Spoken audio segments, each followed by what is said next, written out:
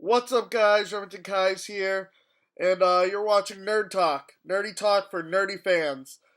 We got a special guest on the show today. It's Mr. Al G. He has received 8 Emmy Awards and a Peabody Award for his work on The Simpsons. He's also the co-creator of the Fox show The Critic. He's also worked as a writer and producer on television shows such as The Tonight Show starring Johnny Carson, Alf, and Sledgehammer. I'm glad to have you on the show. Glad to be here. Very happy to be here. There have been multiple generations that have grown up with The Simpsons. People like me, my father's been watching The Simpsons since day one, and with my older siblings, and I was kind of like the second generation watching The Simpsons. So it's been with a lot of generations. I hope so. Yeah, I think you see kids like get into it when they're 6, 7, and get addicted. So God willing, we'll be on forever. You have an interesting resume, especially Johnny Carson and Alf. Like, that is the craziest, I saw that, I was like, wow, Well, I started at National Lampoon along with Mike Reese, and people often get pigeonholed in their careers as to what they do. They are viewed as, say, sketch writers or sort of high concept writers. So started in magazines. I went to a show called Not Necessarily the News, which was sketches, which led to Carson, which was sketches. And then Alf, although it was a sitcom, was also high concept. So it was sort of like gradually making it into the world of like sitcoms that also had emotion, and which I always wanted to do. And when we got to work for Jim Brooks, I was really thrilled about it. Yeah. But that was sort of, we were considered like goofy guys who would do funny stuff, who would do kind of crazy shows. Sledgehammer was another one too that we did in the 80s. Yeah. How did you become the head writer? Was that something that was just from the beginning, like that's what you applied for, or is there like a whole process that you had to go through? It was sort of inadvertent. I've always been a writer. That's how I got into television. And when I was hired on Simpsons, when I was working 2 days a week with Mike Reese as the first little writing staff of the show. And then it turned into a huge hit. So we came back supervising producers. And when Sam Simon went to do other projects, we were asked to run the show in seasons 3 and 4. And at the time, I was couldn't have been more daunted. It was just such a great show, and I didn't want anything to ever, let people down about it. So I have always considered it an awesome responsibility. Yeah, you've done such a great job. Everyone loves the show. I've posted on Facebook, hey, I'm getting Al G on the show, and just overwhelming response of questions from people. Everybody. Happy to answer them. One guy was like, just tell him thank you. Just tell him thank you for your work. Just tell him you're welcome. A lot of people are fans of The Critic. Yeah, we had a show for The Simpsons at the Hollywood Bowl, and John Lovitz was one of the guests, and he said, "Remember The Critic?" And it would get a huge round of applause. And then he said, "Remember the theme song? Shooby Dooby Dooby canceled." That got a big laugh. I'm definitely a big fan of season 3, but a lot of people weren't into that. But I'm that's one of my favorite seasons, of The Critic. The last one. Are you saying the one on Fox, or the little thing we did for the internet? The internet one. Yeah, I like the one. I appreciate that. Yeah, a lot of people didn't see that. It was a part of the earlier internet boom in around the year 2000, and we had a very low budget, but it was fun to do those. The last one where we made it was a parody of Pearl Harbor was the one that I wrote by myself. Mike Reese had other stuff, so I was like, hey, going solo now. So we're gonna dive into the questions because we have a lot of them, And the first one comes from James McGuire. He asks, as the head writer, did you come up with or help come up with the personalities for some of the characters, like the side characters like Krusty and Burns and Smithers? Yeah, I helped refine them. It's a group process, you know. The fact that Smithers loves Burns, that was a Sam Simon idea. The fact that Krusty is Jewish, that was pitched by Kogan and Wolodarski. Everybody adds the idea that Skinner's a Vietnam vet was pitched by George Meyer. You know, everybody that works on it contributes something. Mike and I were doing a story about Valentine's Day, and I had gotten a Valentine as a kid that said "choo choo choose me," so it would be funny if Ralph got it. And Mike said, "Hey, then maybe Ralph could be Wiggum's son." At the point in the show that they were two separate characters, but then it's been great that they're a father and a son. So yeah, the great thing about television is where you have these great characters, but you can continually refine them and give them little nuances to their character. Yeah. That's weird. That's something I didn't know. That there were two separate characters, you know, at the time. They were until season 4. That's cool. That's definitely a fact there that I didn't know, and I thought I knew a lot about The Simpsons. Oh man. Ralph debuted in a show that Mike and I wrote in season 1, Moaning Lisa, and the idea was that there was a little boy that was a lot like Homer, so I named him Ralph after Ralph Cramden, who was my favorite TV character. Nick Argenbright asks, if someone came to you and said, you and Mike could do The Critic again, would you jump at that chance? Oh, I was always really happy that we did it. It was something, you know, people who remember it really are glad to talk about it and happy to say, oh, you know, we love that show. So how could you be sad that you did it? The only regret that we had was when it was on ABC, it didn't really get great numbers. It wasn't the kind of fit for ABC that they wanted. So I wasn't upset particularly or surprised when they canceled it. When it was on Fox, it actually did quite well, but the head of the network just had it in for us, I think, and it was canceled even though it had good ratings. That I regretted. But other than that, it was really fun. John Lovitz was great to work with. It was great to work for Jim Brooks again, and all the cast we had a lot of fun with. Hadn't worked with Maurice LaMarche before. He's just fantastic. Yeah, he's cool. I met him at a Comic-Con before. He's a really nice guy. And Yeah. He's won 2 Emmys. The next question comes up from Robert. He asks, do you think we'll ever see a Simpsons Family Guy crossover sequel in the near future? If not, Family Guy Futurama? I would say no and no, because we were really happy to do both those crossovers, the one where Family Guy hosted us and where we hosted Futurama. Yep. And one thing that I think people liked about them was they were unique. That was the one time that it happened, and I think they were happy and we were happy, and I don't feel the need to go there again because I think we said what we wanted to say. So, you know, I'm always thinking about other, you know, sorts of mixes. You know, we did an X-Files crossover and a 24 crossover, but Yep. it has to be something that really is you know, organic, and you know, we don't just go, okay, how many crossovers can we do this year? We really think about it as something that, you know, every, you know, show I just named is a really special episode, and we like to keep them that way. Yep. The next question comes from Jared Martinez. Asks, would you ever want to or consider going to Kineticon and meeting your fans in the, I guess, East Coast? Oh, I definitely would. I just don't have that much time that I get off per year. I really, you know, I take maybe 1 week off besides Christmas. So, and I do go east a lot, but for, you know, conventions, it's just easier to go to the San Diego one. Yeah. But I would love to. I'd love to go to, you know, someday I think we will. It's you know, I keep saying there's things I'll do when I have more time. Someday I will.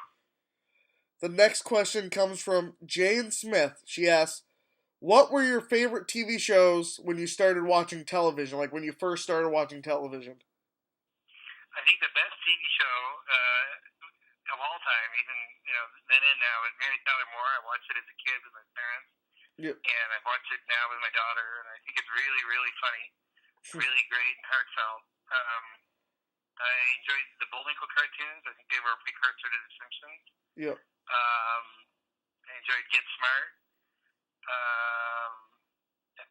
Taxi also, and Barney Miller when I was a little older, and SCTV. Those are the ones that were really influential when I was, in my teens. I think the two shows that you mentioned that I probably ever seen or heard about was Get Smart and the Bullwinkle Show. There, I used to watch. They're great. They're great. They actually both had a writer in common, Chris Hayward, who was really funny.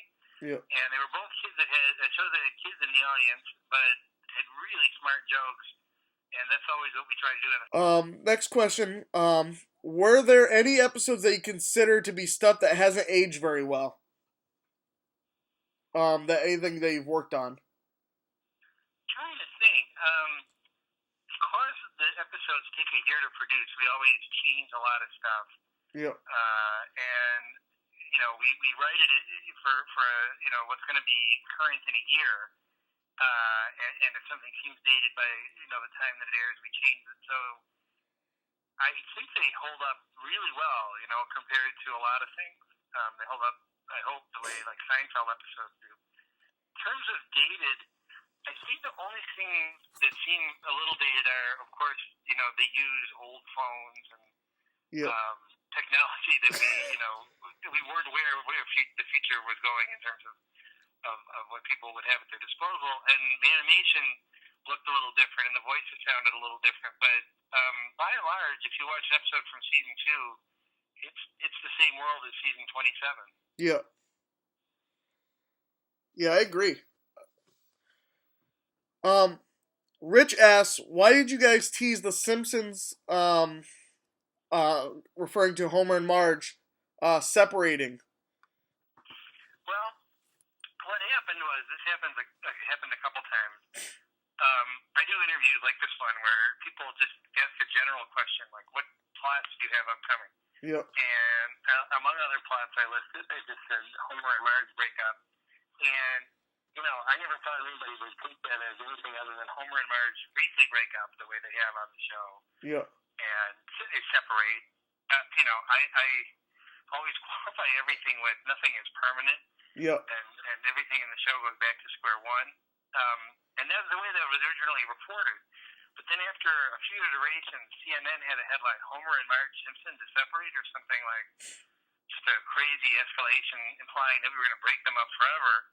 And, I was so concerned that people would think that we were selling something that we weren't doing, that we actually wrote, put online, Homer and Marge saying we're not breaking up, it's not going to be, people were just horrified and, looked at Homer and Marge like a real couple. And, yeah, no, we didn't. We never said that was what we were going to do.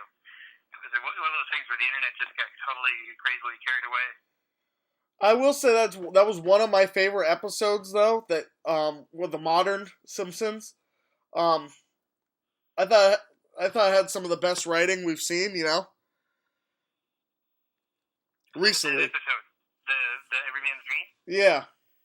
Thank you. It was a little controversial because, again, people were saying, are you going to break them up? And I know I'm well aware that a dream is an ending that, seems cliched, but I thought it was interesting that it was a dream within a dream within a dream. I think an alternate very last frame that people might have enjoyed more is showing Homer and Marge both asleep in bed, dreaming in reality, but their hands are held, that they're holding hands, and, you see that they're together in bed, so if I had to read to the end of that show, that might be the one change I'd make. That would have been a nice change. Yeah. Would have been a good addition. This one is again asked by another fan, Robert. He asks, so according to Judd Apatow, the first script he ever wrote was a spec script for The Simpsons, which became Bart's New Friend, which I believed aired last year, not the season that just aired, but the season before that. Do you guys usually take into account spec scripts when writing new episodes now that the show has over 500 episodes? Well, in general, I don't read spec Simpsons. I read occasional spec scripts for other series. Yeah. Because the reason I don't read spec Simpsons is because I feel that, it's unlikely we'd use it, but then if somebody saw a similar plot and, it's hard for us to think of new plots, they go, you stole my idea. So I really don't want to be in any position to have that happen. Yeah. With Judd, I knew the story was that Homer was hypnotized and became Bart's best friend, and I thought, it's funny. Hypnosis is kind of a controversial subject. There's a debate as to whether it exists or not. But the idea that Homer becomes Bart's best friend as a kid, I thought was really sweet. Yeah. And I thought that would make a really good script. And Judd, was gracious and helped us with the script as well as we were working on it. And I think it was a really, really sweet show. Yeah, it was a good episode. That's, again, another one of my favorites from the modern Simpsons. Thank you. Someone wants to talk about the Simpsons movie. Their question is, there were multiple drafts of the script. Can you talk about any of the alternate plots that you guys considered using for the movie? And will we see any of the unused plots or script ideas in future episodes? It's true there were a lot of drafts. Amazingly, the plot was always the same. At the first meeting, Matt Groening pitched that the Homer gets a pet pig and that there's a problem because he can't dispose of all the waste, which is based on a real situation from Tom's dad. So it was always about him getting a pig, and it was always about the waste. And the dome idea came up in that original meeting as well. So the scripts were all trying to take that and make it, smooth and funny. And the area that kept getting rewritten was between the time the Simpsons escaped from the dome and the time they returned to Springfield. Yep. They go to Alaska. It was kind of a long process to get them to Alaska in terms of the writing, and people who watched the movie, and I could understand this critique, they said we didn't like when they were in Alaska because they weren't with the people from Springfield, and that was always sort of the naughtiest part of the movie script. I thought it was interesting I think it was the episode that aired like the week after or 2 weeks after the movie aired, that it was Dr. Nick was still had the glass in him, so it kind of kept some kind of continuity with the movie, Yeah. Well, it's funny again, people go, "Oh, he died," and it's like, no, he'll be fine. Let's see. I think this is our last question we have here. And it was, is there any regret over season 3 of The Critic regarding Alice? Or was that just based upon not being able to park back as Alice? Because season 2 seemed about adding some small bits of joy into Jay's life while also remaining the miserable critic that he is, while the web series seemed just to make him just miserable. This is what's funny is that unlike The Simpsons, The Critic is like the Flying Dutchman of the airwaves. It's been on Fox, ABC, Comedy Central, online, and it's not done yet, I think. And so each time it moved, the new network had sort of, a budget or notes or, things they want done. And I think the version that was the most successful was the second season. And it was softer, and it was, he had somebody who liked it, which is a response to testing we got after the first season.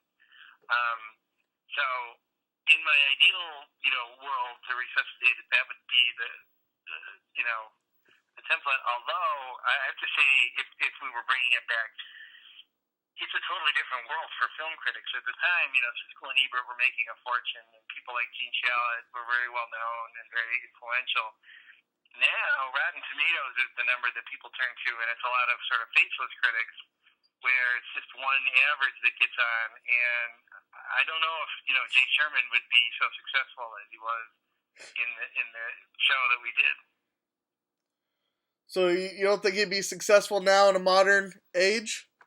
He'd still be doing the job, but I think the way I would see him is he might be a little less rich and a little more happy. Thank you. You've been a really great guest on the show. What do I call you? Al? Is that fine? That's perfectly fine. That's my name. Can you tell my fans where they might find you on the internet? Well, I'm at Al Jean on Twitter, and happy to be tweeted at any time.